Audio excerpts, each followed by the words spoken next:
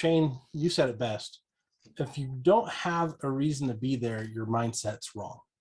Yeah, and I think Paris and I went to one a couple of months ago, a month ago or so, and it was pretty small, but we were there for a couple hours, and I think the most fun part was there were a few things I didn't know about, a couple of well pumps and things like that, which I didn't have any particular need for, but I got to talking to these guys and I learned things I didn't know before.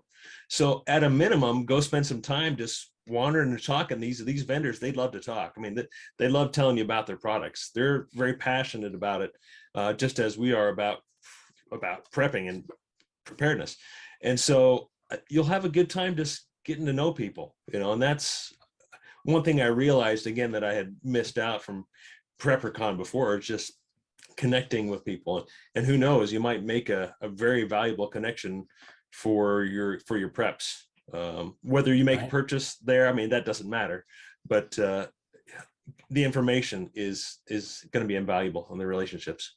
Yeah, I remember, Shane, one of the booths we stopped by was about first aid. And one of the, in particular, was about like fire safety, burn safety. Mm-hmm. And shoot, how many kids, randomly just walking, knucklehead kids, whoa, what's that hot glowing thing on the stove there? And they burn their hand. You don't have to be a prepper, zombie apocalypse guy to have, to realize that you need to have something on hand for everyday type of emergencies.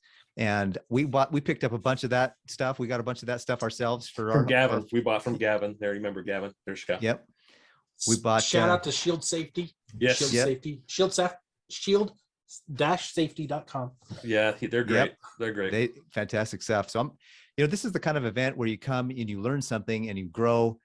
Everybody should come. It doesn't matter if you're a zombie apocalypse doomsdayer or if you're just a regular everyday dad or mom that just needs to know how to make sure you got safety stuff for your kids.